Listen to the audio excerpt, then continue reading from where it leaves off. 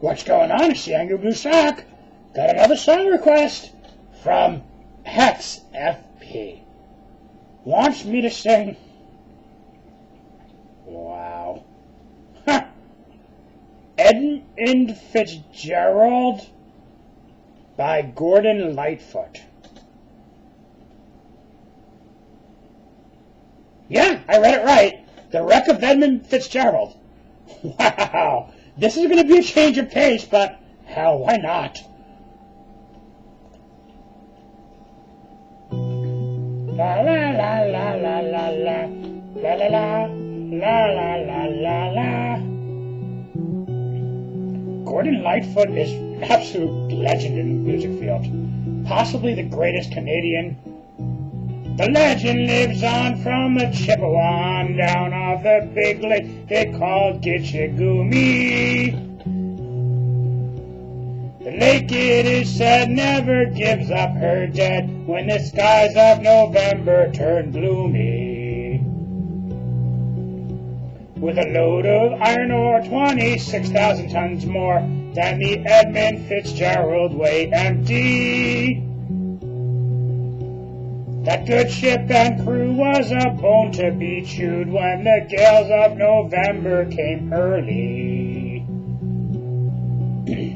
The ship was the pride of the American side, coming back from some mill in Wisconsin. As the big freighters go, it was bigger than most, with a crew and good captain well seasoned. Concluding some terms with a couple of steel firms, when they left fully loaded for Cleveland. And later that night when the ship's bell rang, could it be the north wind they'd be feeling? Oh, speaking of north wind.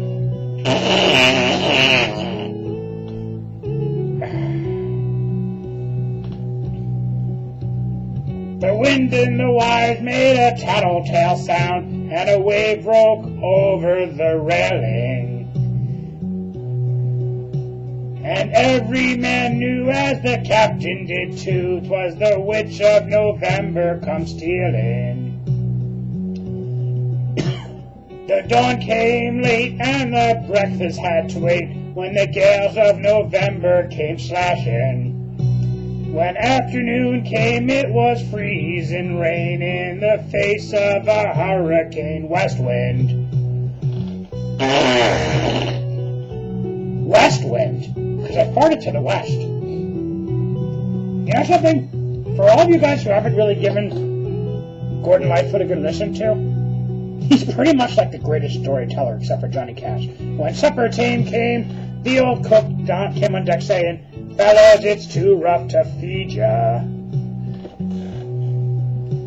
At 7 p.m. a main hatchway caved in. He said, "Fellas, it's been good to know ya." The captain widened, he had water coming in, and the good ship and crews were in peril. And later that night, when the lights went out of sight, came the wreck of the Edmund Fitzgerald. Like I was saying, though, if you really get into this, the lyrics just grip you. You get like a total mental picture painted in your head. Just descriptive and really amazing. I know. I can't believe there's the same person that loves metal and punk.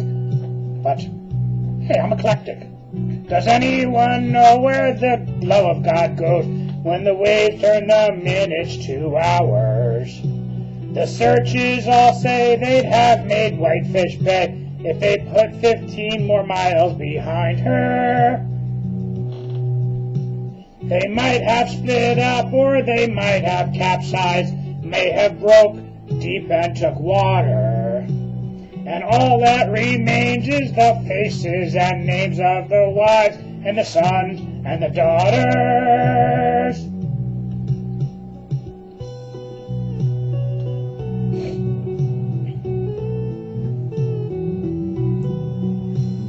You just don't hear lyrics like this anymore.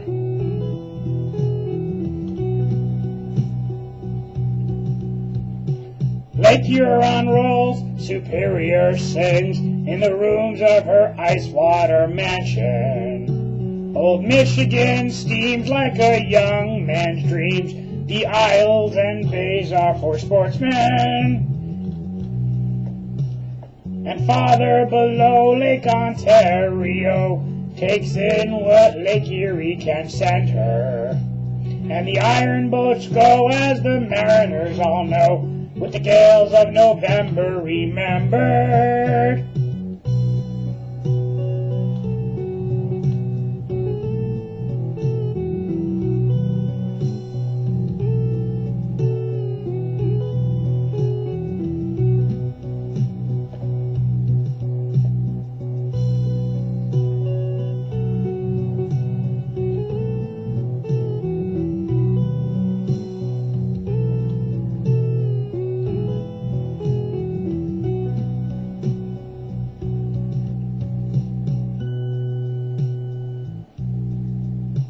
In a musty old hall in Detroit they prayed, in the Maritime Sailors' Cathedral.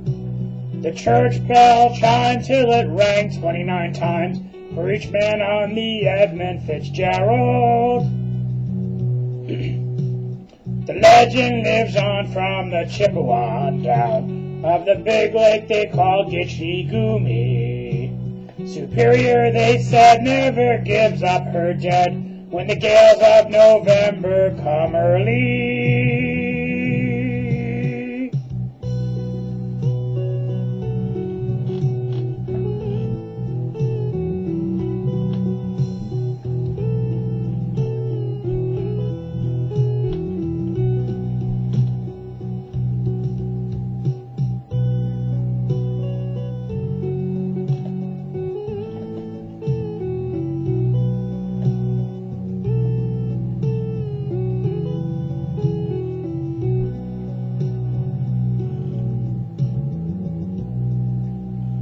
Thanks for the song request.